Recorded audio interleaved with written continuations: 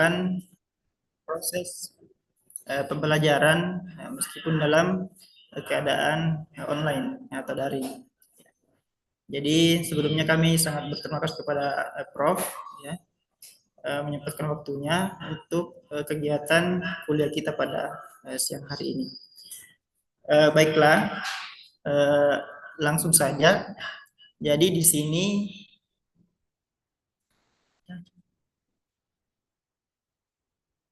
kita akan membahas sesuatu yang penting untuk kita pelajari terkait dengan evaluasi program. Coba barangkali bisa ditampilkan Saudari Suci.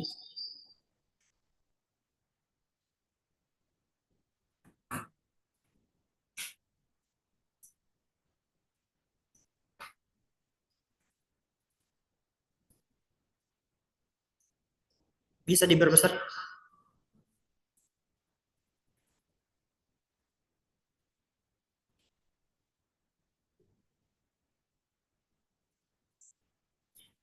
Baik, setelah kami berdiskusi, ya menimbang beberapa program yang ingin kita kaji pada hari ini, jadi kami memilih suatu program atau unit suatu kegiatan pembelajaran, yakni kegiatan belajar mandiri, ya atau UKBM di sebuah sekolah atau madrasah aliyah. Nah, jadi pada kajian kita pada siang hari ini terkait dengan evaluasi program dengan menggunakan metode CHIP, ya. Next.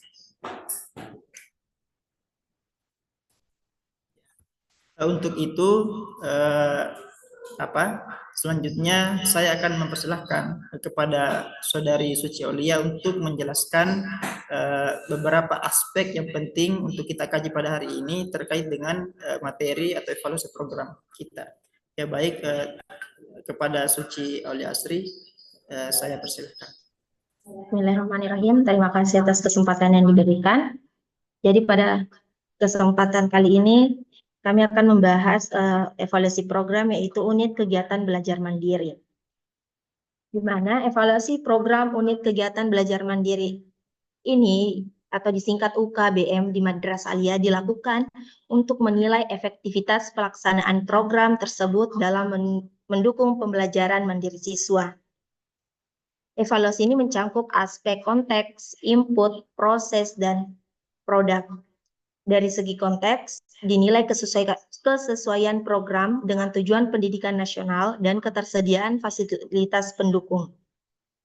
Pada aspek input, evaluasi difokuskan pada kualitas modul UKBM dan kompetensi guru dalam menyusun serta mengimplementasikan modul tersebut. Proses evaluasi meliputi pelaksanaan pembelajaran mandiri oleh siswa dan peran guru sebagai fasilitator.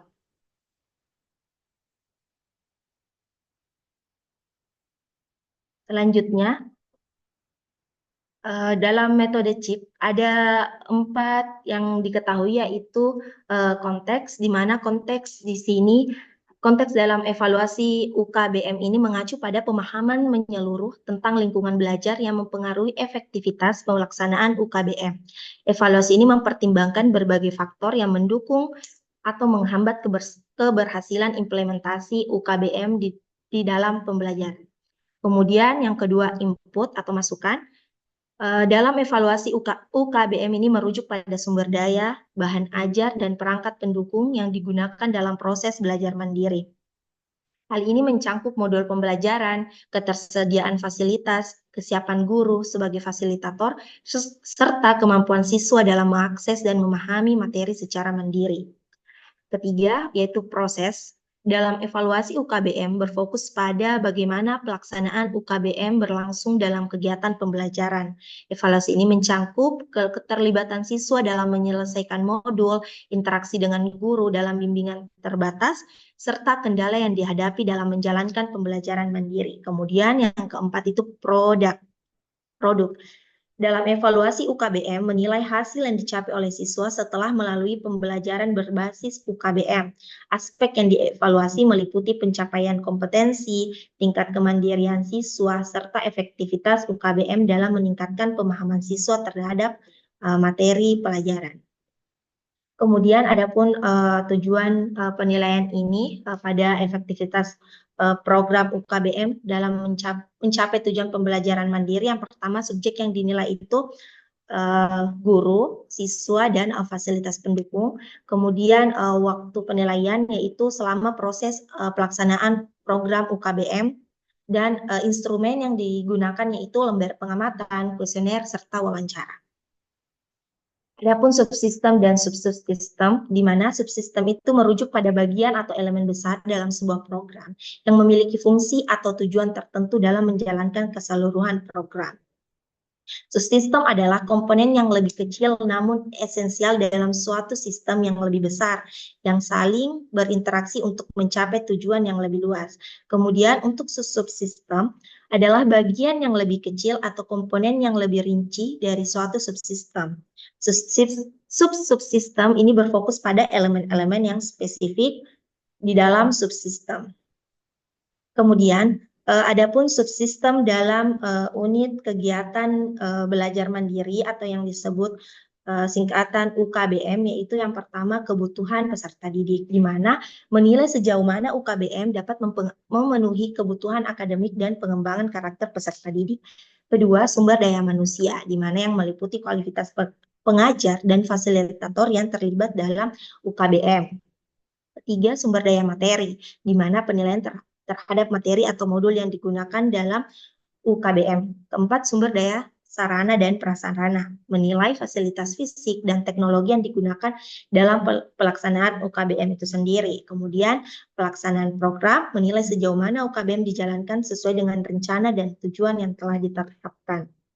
Selanjutnya, keterlibatan peserta didik. Di sini kita mengukur sejauh mana peserta didik aktif berpartisipasi dalam UKBM. Dan pencapaian kompetensi, menilai sejauh mana peserta didik mencapai kompetensi yang diharapkan setelah mengikuti UKBM. Kemudian dampak jangka panjang, di sini mengukur UKBM dapat dalam perkembangan pribadi akademik peserta didik dalam jangka panjang.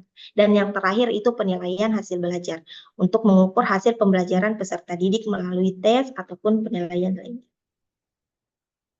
Untuk subsistemnya, saya kembalikan ke teman kelompok saya untuk membahas. Baik, selanjutnya saya akan melanjutkan pemaparan dari teman kami. Jadi sebelumnya itu adalah subsistem, jadi ini merupakan sebuah subsistem yang ada dalam program UKBM. Ya. Jadi yang pertama itu adalah studi kelayakan program. Ya. Yang kedua, pelatihan guru. Yang ketiga, pengembangan materi. Keempat, ketersediaan alat dan fasilitas. Ya. Kemudian metode pengajaran, penyampaian materi, ya, manajemen kelas, aktivitas peserta didik, evaluasi keterampilan, sampai kepada survei kepuasan dan dampak pada nilai. Next. Nah, selanjutnya terkait dengan instrumen yang digunakan atau contoh instrumen yang digunakan dalam menilai UKBM, ya, program UKBM. Jadi yang pertama tentunya kita harus melakukan atau mengisi untuk melihat petunjuk penggunaan, ya, supaya siswa bisa mengetahui apa maksud daripada tujuan instrumen kita, ya, kepada siswa. Jadi skala Likert atau skala pengamatannya harus jelas, mereka tidak pernah, kadang sering selalu, dan ini contoh pertanyaan dari program terkait untuk evaluasi ini. Yang pertama, apakah siswa terlihat aktif dan mandiri dalam mengerjakan tugas UKBM sesuai dengan petunjuk yang diberikan. Yang kedua, ya, bla bla bla. Jadi yang kedua terkait dengan instrumen, yakni lembar kuesioner, ya, UKBM. Jadi tentunya kita harus juga menentukan sebuah petunjuk penggunaan, ya, dan kolom skala penilaian serta pertanyaan. Ya, misalkan apakah petunjuk dalam UKBM membantu untuk dalam memahami materi pelajaran.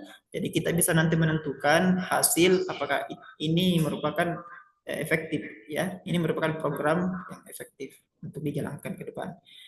Kemudian yang ketiga, next.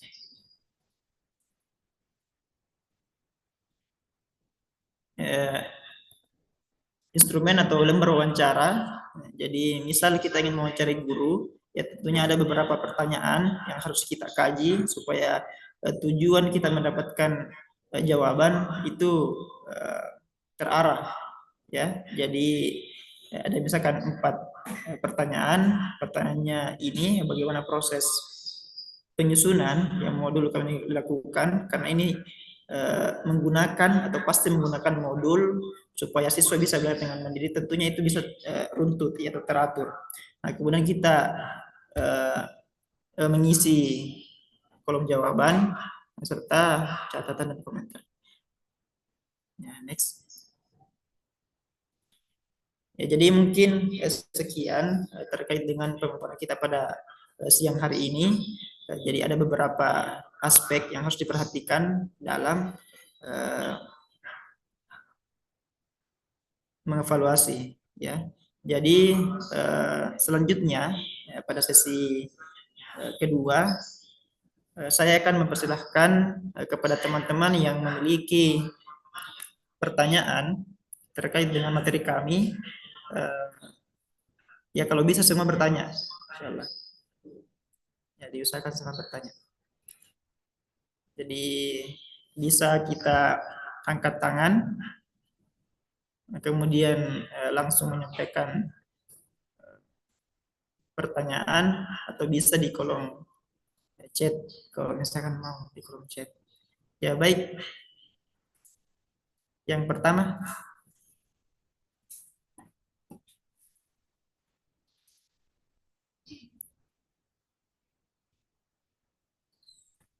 bagaimana dari saudari Yaya? Apakah ada pertanyaan? Iya, saya ada pertanyaan. Boleh saya tanya sekarang?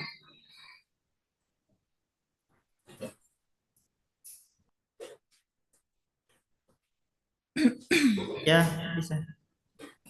Silakan. Jadi, Silakan kepada saya saudari Yaya. bingung apa bedanya program kegiatan belajar mandiri dengan kegiatan sehari-hari di sekolah.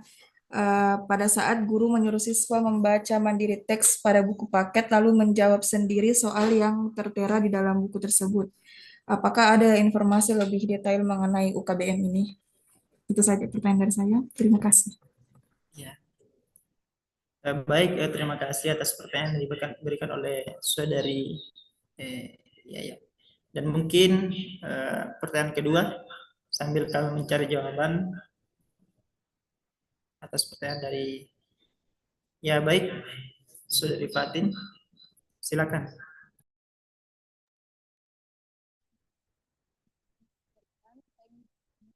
Bagaimana cara menganalisis supaya kita mengetahui hasil evaluasinya, tingkat efektivitasnya itu tinggi atau rendah? Tidak terdengar suaranya, Nisria.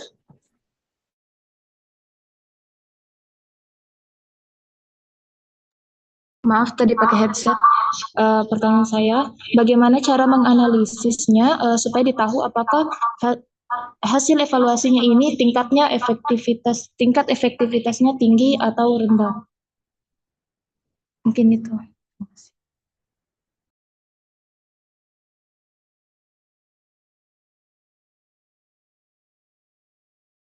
Baik, terima kasih atas pertanyaan dari saudari Fatin. Ya.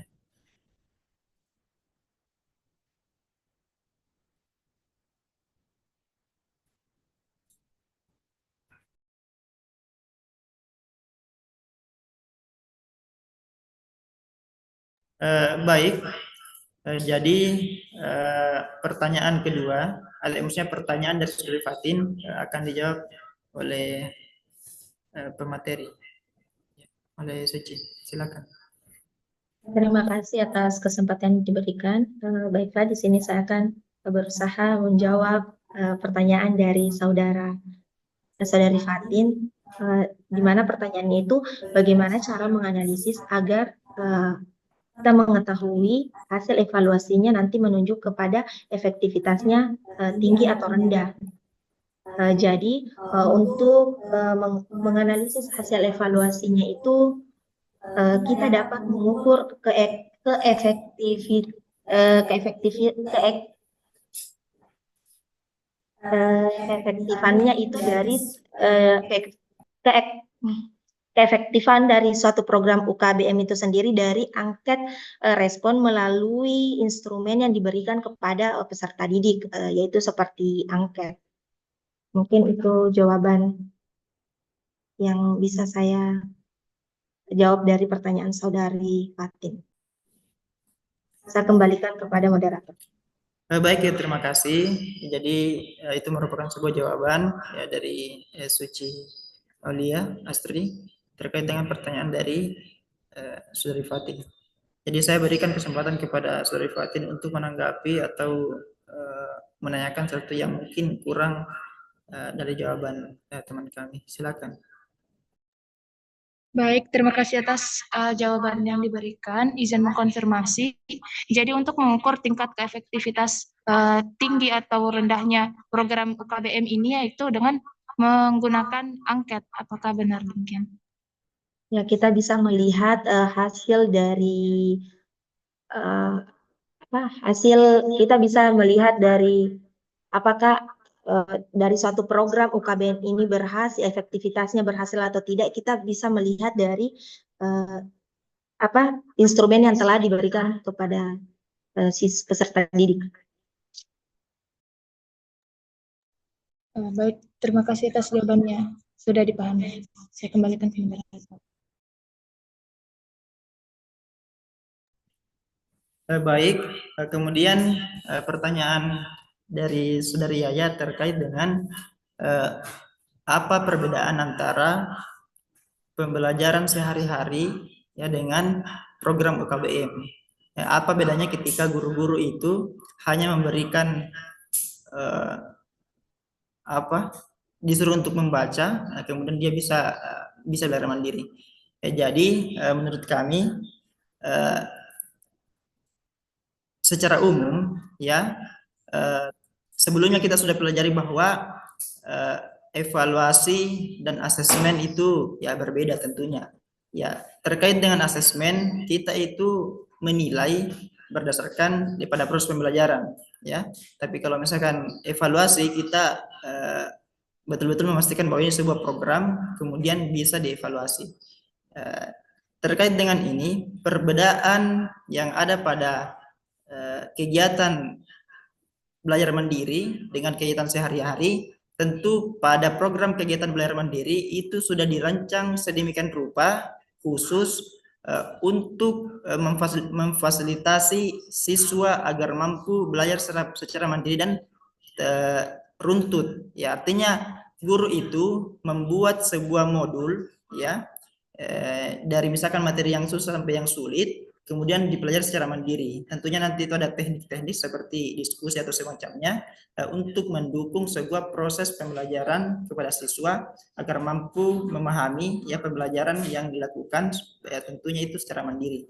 Karena dari beberapa pengalaman misalkan orang-orang yang ikut olimpiade, tentunya mereka itu belajar mandiri agar bisa ikut di ajang-ajang bergengsi seperti olimpiade, dan itu tentu sangat berpengaruh besar terhadap hasil pembelajaran nantinya.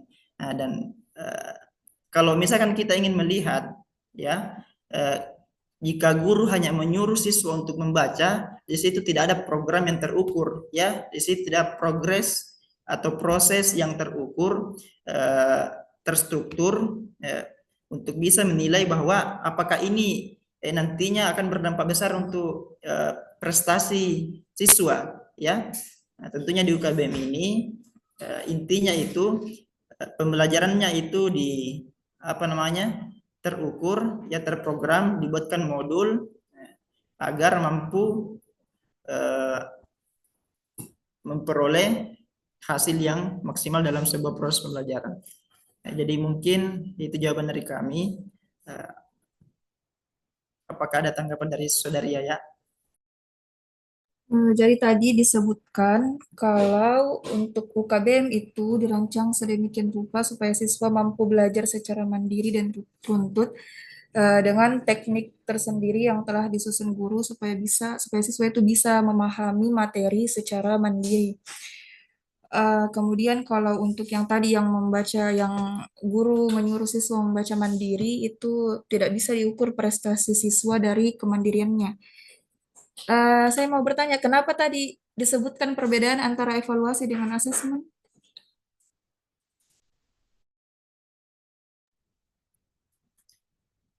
Ya, terkait dengan itu, asesmen adalah penilaian. Jadi sebenarnya tadi kita ketahui ya bahwa dalam proses belajar itu tidak bisa dievaluasi ya, tapi hanya bisa dinilai atau di asesmen.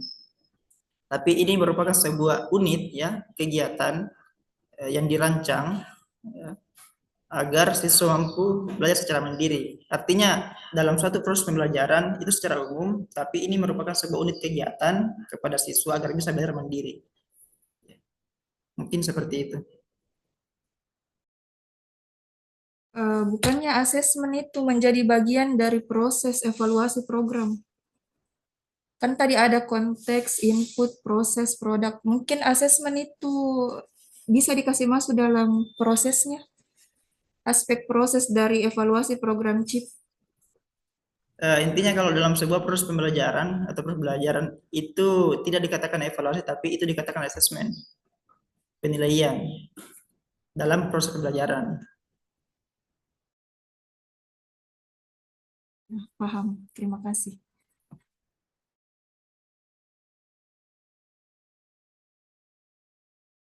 Baik, kami buka kembali ya, sesi pertanyaan kepada teman-teman sekalian yang masih memiliki eh, apa namanya masalah atau oh iya ya dari Saudari Lilis, silakan.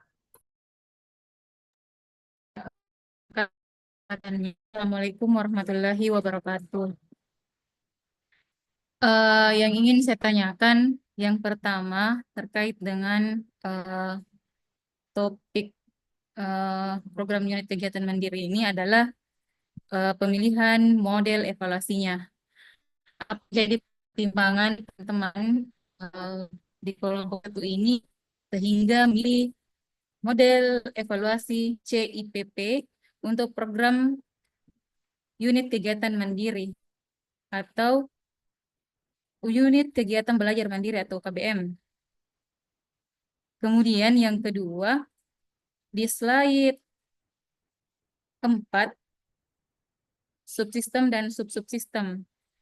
Di tahapan proses, di situ ada subsistemnya, ada 3 ya. Dan yang subsistem yang terakhir itu adalah evaluasi formatif. Nah, apakah yang dimaksud di sini adalah penilaian formatif atau memang evaluasi formatif? Karena saya lihat subsistemnya umpan balik selama proses belajar dan penyusunan strategi pembelajaran. Iya, mungkin ini ada kaitannya dengan pertanyaannya tadi, Saudari ya, bahwa ini unit kegiatan belajar mandiri masuk di program semester yang penilaiannya berupa yang untuk mengukur hasil barangnya dengan cara penilaian atau masuk di evaluasi formal. Mungkin itu dari saya. Terima kasih. Coba bisa dikonfirmasi dulu berapa pertanyaan tadi Kak? 2 atau 3? Berapa tadi? Iya. Mengapa kita pilih model C itu? UKBM ini. Terus mau mengkonfirmasi di slide 4, apakah yang dimaksud di situ adalah formatif atau formatif, atau maksudnya apa di situ evaluasi formatif? Apa penilaian formatif atau evaluasi formatif? Iya, iya. Ya, baik. Jadi terkait dengan itu pertanyaan kedua, kami ya secara apa ada sebuah kesalahpahaman karena sebelumnya kami mengirimkan di grup itu materi yang berbeda dengan apa yang kami perselesaikan pada hari ini. Artinya hanya satu slide saja. Kita mengganti subsistem dengan subsistem. Jadi mungkin Saudari Lilis bisa Saudari Suci bisa menampilkan slide subsistem karena sebelumnya kami kembali berdiskusi apakah ini dimasukkan ya pada materi yang kita kirimkan sebelumnya di grup. Ya mungkin iya.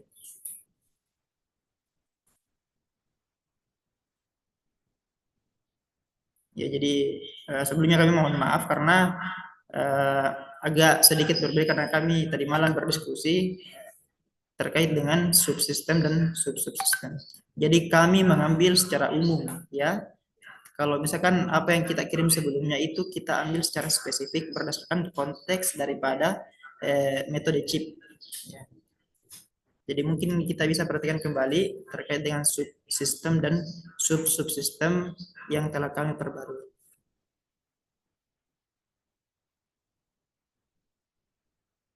Ini merupakan model secara umum kita.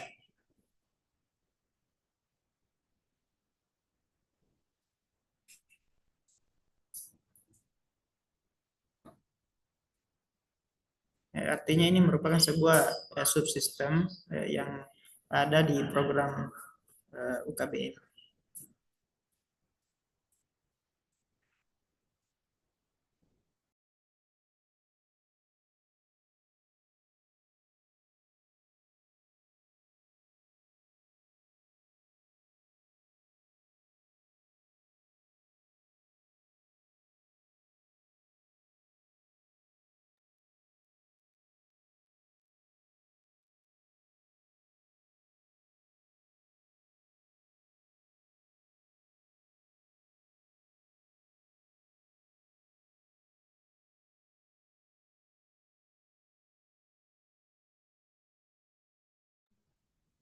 Sebelum kita menjawab lebih dalam terkait dengan subsistem dan subsistem, jadi kami persilakan kepada Saudari Suci untuk menjawab terkait dengan mengapa memilih metode chip. Ya baik, silakan. Terima kasih atas kesempatan yang diberikan. Saya di sini akan menjawab pertanyaan pertama dari saudari dari Kalilis, yaitu mengapa kita memilih metode chip pada unit kegiatan belajar mandiri. Jadi pada metode chip itu sendiri dipilih dalam evaluasi unit kegiatan belajar mandiri ini karena pendekatan yang komprehensif dan sistematis. Jadi chip ini yaitu konteks, input, proses, dan produk ini membantu untuk menilai berbagai aspek penting dalam kegiatan belajar, mulai dari konteks pembelajaran hingga hasil akhirnya. Jadi seperti yang tadi saya jelaskan bahwa pada konteks kegiatan belajar mandiri itu mengacu pada pemahaman menyeluruh tentang lingkungan belajar yang mempengaruhi efektivitas dari pelaksanaan UKBM itu sendiri. Kemudian pada input yaitu merujuk pada sumber daya, bahan ajar ataupun perangkat yang digunakan dalam proses belajar mandiri. Kemudian yang ketiga tadi dijelaskan bahwa dalam proses evaluasi UKBM itu sendiri berfokus pada bagaimana pelaksanaan UKBM berlangsung dalam kegiatan pembelajaran. Kemudian tadi juga ada produk di mana evaluasi UKBM itu sendiri menilai hasil yang dicapai oleh siswa setelah melalui pembelajaran berbasis UKBM itu sendiri. Jadi metode chip, mengapa digunakan metode chip itu sendiri karena pendekatannya yang komprehensif dan sistematis untuk menilai berbagai aspek dalam kegiatan belajar yang mulai dari konteks pembelajarannya hingga hasil dari hingga hasil akhirnya. Mungkin itu jawaban dari yang bisa saya jawab dari pertanyaan Kak Lilis. Saya kembalikan kepada moderator.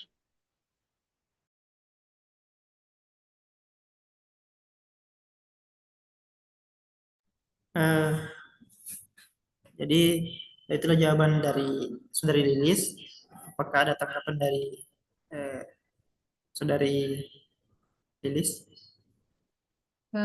Baik, dipahami untuk jawaban atas pertanyaan yang pertama. Terima kasih.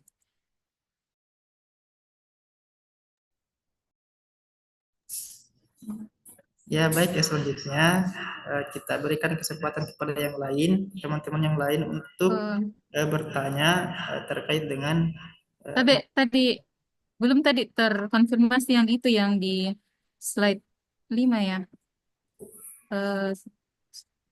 Slide 4 yang evaluasi formatif yang di aspek proses.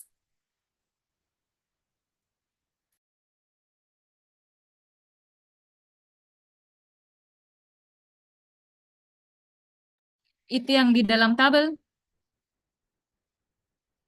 Subsistem dan subsistem untuk aspek proses. Ada bagian ketiga subsistemnya evaluasi formatif.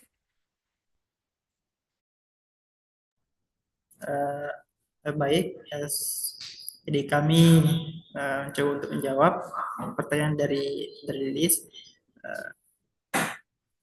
Jadi menurut kami ya dalam metode CHIP dari beberapa aspek ya seperti konteks dan lain-lain seterusnya yaitu menggambarkan secara umum ya bahwa ini merupakan sebuah indikator-indikator dan aspek yang dinilai pada metode CHIP dan termasuk daripada formatif dan sumatif itu terdapat di subsistem.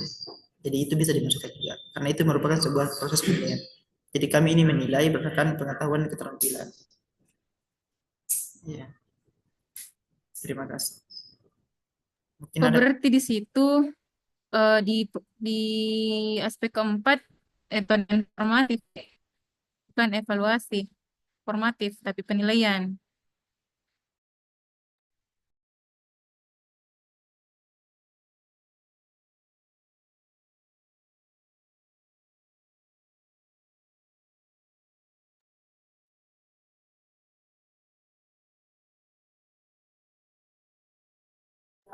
ya, jadi ini merupakan terima kasih. Jadi ini merupakan sebuah pertanyaan yang sangat bagus terkait dengan subsistem. Di subsistem ada yang paling di bawah itu penilaian hasil belajar. Jadi ambigu sebenarnya ini karena apakah ini merupakan sebuah evaluasi atau penilaian. Jadi mungkin sebentar kami akan mencoba untuk jawab ya. Jadi kita pending dulu pertanyaan ini ya. Jadi bisa kira-kira kali buka kembali sesi pertanyaan, nanti kami akan menjawab terkait Iya, silakan. Ya. Jadi baik teman-teman sekalian, kami berikan kesempatan untuk bertanya kepada kami terkait dengan materi kami.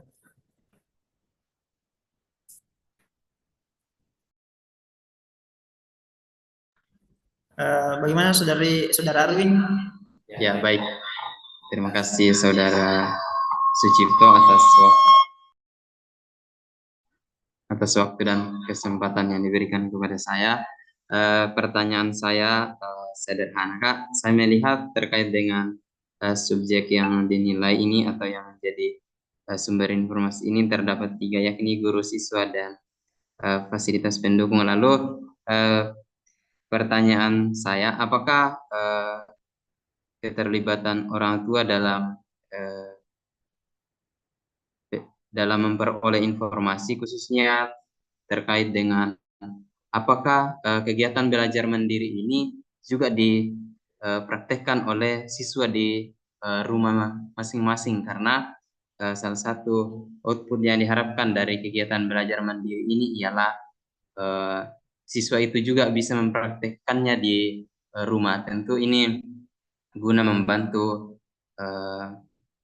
siswa untuk lebih mengupgrade diri mereka menjadi lebih cerdas lagi. Pertanyaannya, apakah orang tua dilibatkan atau diwawancarai dalam hal ini memperoleh informasi apakah siswa ini betul-betul mempraktikkan kegiatan belajar mandiri di rumah. Demikian saya kembalikan. Terima kasih. Terima kasih.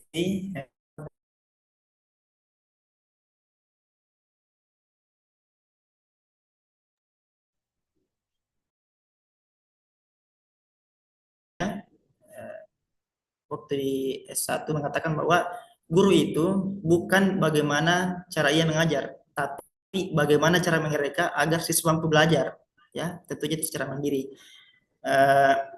Pertanyaan dari saudara Arwin yang mengatakan apakah dalam program ini apakah orang tua terlibat juga. Ya, di slide sebelumnya ya, kami sudah memperlihatkan bahwa yang terlibat dalam program ini adalah guru, siswa, sama dan fasilitas pendukung, ya, guru dan siswa. Jadi kami membuat instrumen, ya misalkan lembar pengamatan, instrumen kuesioner dan instrumen ada satu instrumen lagi. Jadi kami fokus kepada guru dan orang tua. Seperti kalau misalkan guru kita membuat instrumen, apakah modul itu dibuat dengan misalkan dengan baik, ya, dengan benar, ya. Jadi secara umum karena ini merupakan sebuah program di sekolah atau unit program yang dibuat di sekolah, ya. Jadi kami ini fokus kepada di sekolah saja. Jadi kalau misalkan orang tua itu apa namanya kami batasi. Artinya di sini ada batasan bahwa program ini hanya dilakukan di sekolah. Tapi alangkah baiknya kalau misalkan itu juga diterapkan di rumah, tapi ini tidak termasuk program yang kita jalankan. Terima kasih. Baik, terima kasih Saudara Sucipto atas saya kembalikan. Terima kasih. Baik, selanjutnya, jadi saya persilakan kepada Nur Alim agar menyampaikan narasinya. Silakan. Baik, terima kasih. Assalamualaikum warahmatullahi wabarakatuh. Selamat siang. Jadi di sini teman-teman mengevaluasi sebuah program UKBM yang dengan metode CHIP. Nah, terus di instrumennya ada 3, yaitu lembar pengamatan, kuesioner, dan wawancara. Nah, yang saya mau tanyakan, apakah ketika ingin mengevaluasi sebuah program menggunakan metode CHIP, apakah memang harus menggunakan instrumen ketiga ini atau bisa menggunakan instrumen lainnya? Apakah memang karena berhubungan dengan UKBM kemudian mengambil instrumen ini atau ada instrumen-instrumen lain yang bisa digunakan? Kemudian pertanyaan selanjutnya, di sini juga teman-teman memiliki subjek yang ingin dinilai, yaitu guru, siswa, dan fasilitas pendukung. Pertanyaan saya, apakah dari ketiga subjek yang dinilai ini memiliki instrumen yang berbeda atau instrumen yang dibagikan satu saja untuk menilai ketiga aspek ini? Mungkin itu saja dari saya. Saya kembalikan kepada moderator.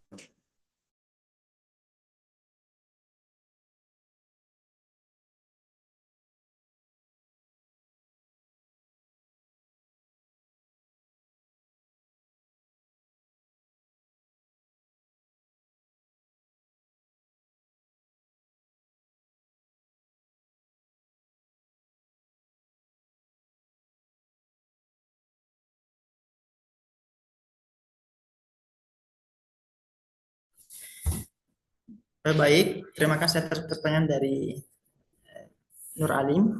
Jadi pertanyaannya ada dua. Yang pertama itu, apakah instrumen ini yang digunakan? Maksudnya intinya begitu. Apakah harus instrumen ini yang digunakan? Yang kedua, ya dari segi apa namanya? Dari segi misalnya guru penilaian atau penilaian guru siswa, aspek yang dinilai, aspek yang dinilai guru siswa dan pesertanya, apakah apa tadi? Maksudnya apa? Oh iya, iya betul betul. Apakah menggunakan angket yang sama atau berbeda ya? Artinya untuk guru apa, untuk siswa apa dan lain sebagainya. Baik, ya pertanyaan sangat bagus dari Nur Alim. Jadi kami mencoba untuk menjawab. Yang pertama, tentunya dalam membuat sebuah instrumen kita harus memilih instrumen atau membuat instrumen sesuai dengan tujuan penilaian kita. Misalkan kita ingin menilai sebuah pengetahuan, ya maka kita akan membuat instrumen untuk mengukur pengetahuan. Ya, apabila kita ingin mengukur keterampilan, maka kita membuat instrumen keterampilan. Artinya kita membatasi sesuai dengan kebutuhan apa yang kita ingin nilai.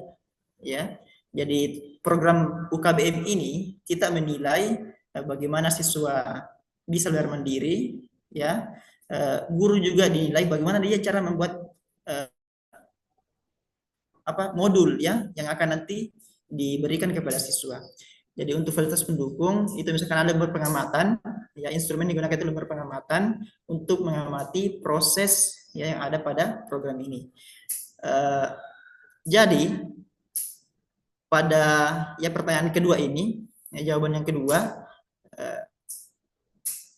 kuesioner atau instrumen yang diberikan kepada guru itu berbeda dengan apa yang diberikan kepada siswa.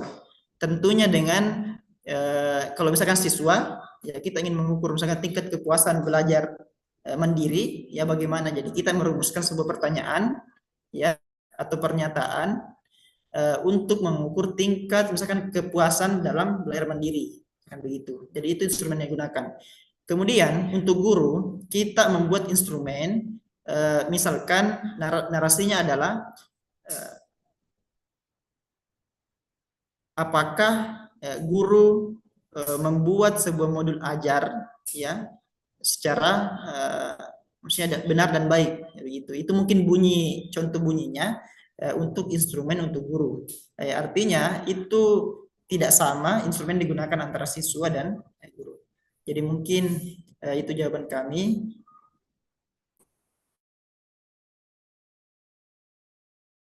Itu jawaban kami. Kalau misalkan ada tanggapan atau sanggahan, kami berikan kesempatan.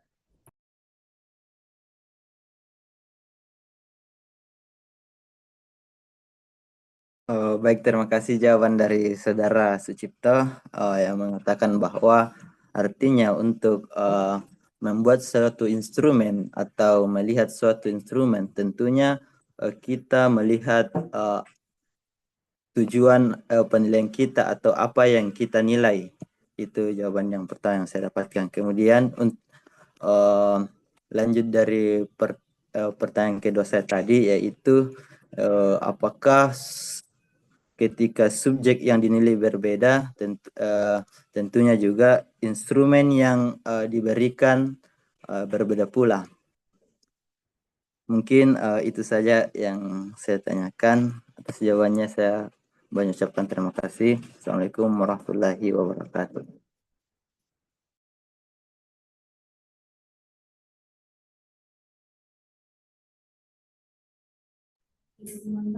Ya, jadi kami berikan kembali kesempatan kepada rekan-rekan sekalian yang belum sempat untuk bertanya, jadi kami berikan kesempatan. Jadi mungkin yang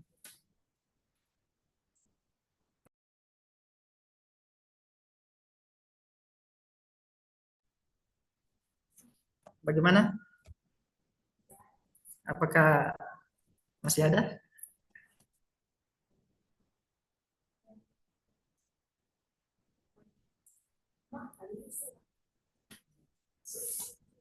Ya, senyum-senyum Budiman ini. Kayaknya bertanya ini kayaknya. Senyum-senyum nih. Bagaimana Budiman?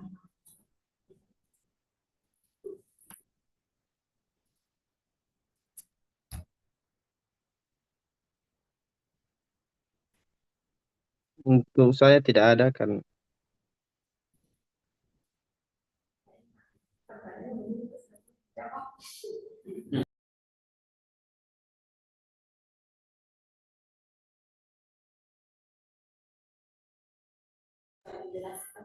Baik, setelah kita melakukan rangkaian ya kegiatan kita, baik yang pertama itu pemaparan, yang kedua itu kita melakukan diskusi, dan terakhir kita akan mendengarkan ya apa arahan atau jawaban dari Bapak atau kekurangan dari presentasi kami, karena kami tentunya ya memiliki banyak kekurangan ya, baik dalam pemaparan maupun pemberian jawaban kepada para penanya. Jadi kami juga sebenarnya ini ya terkait dengan tadi yang terakhir itu dari Andili Suryani. Jika kita ingin melihat sebuah konsep, entahkah itu penilaian dan evaluasi, tentunya kita mengarah ke evaluasi. Dan kalau misalkan kita pikir ya penilaian juga itu termasuk di dalamnya, artinya kami juga sebagai materi yang masih ambigu, mungkin masih butuh penjelasan ya. Jadi kami juga berusaha untuk belajar, dan tentunya di sesi terakhir ini kami persilakan kepada Pak Prof untuk memberikan saran kepada kami. Kami persilakan kepada Prof. Baik. Persentase ini mungkin merasa banyak kekurangannya.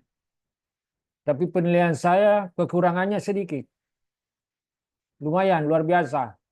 Juga jawabannya juga relatif benar dan baik. Begitu pula penanya bagus. Semua bagus. Tapi yang paling menarik dari Arwin Dharma. Karena terkait dengan pembelajaran mandiri, tentu kelompok ini perlu memikirkan selayaknya orang tua sebagai salah satu subsistem untuk mengambil informasi. Hal itu, andaikan bukan belajar mandiri, mungkin relatif tidak perlu dipikirkan. Karena pembelajaran biasa. Tapi ini terkait dengan pembelajaran di rumah, tentu terkait dengan orang tua atau di mana ia bekerja atau tinggal peserta didik itu. Mungkin tantenya atau siapa. Tapi tidak harus semua peserta didik. Tidak semua orang tua peserta didik diambil informasi hal itu. Itu sangat penting, sangat bagus ini. Dari Arwin. Kaitannya subsistem dengan model MBKM. Luar biasa. Ya bagus. Saya kira tidak perlu lagi ada komentar. Sayang Budiman tidak ada pertanyaannya, mungkin karena lebih menguasai daripada Sucipto. Sehingga tidak ada yang dipertanyakan. Ya luar biasa. Termasuk bagus ini Lilis Jelimit ya. Pertanyaannya hampir bagus semualah pertanyaannya. Tapi yang paling menarik dari Arwin ya. Saya kira dengan demikian berakhirnya perkuliahan ini kita ucapkan hamdalah luar biasa ya. Alhamdulillah. Rabbil alamin. Alhamdulillahirabbil alamin. Semoga bisa seperti ini semuanya nanti ya. Saya juga tercengang dan heran. Luar biasa ini Arwin mengaitkan hal itu, kegiatan itu. Belajar mandiri. Oh, berarti di rumah. Oh, orang tuanya.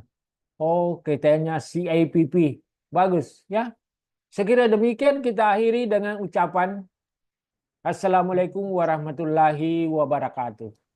Waalaikumsalam Waalaikumsalam warahmatullahi wabarakatuh. Terima Terima kasih, kasih, Prof. Terima Prof. kasih, Ya, Prof. sama-sama. Prof. Terima kasih. Ya, kita Lip ya, sama-sama Lip.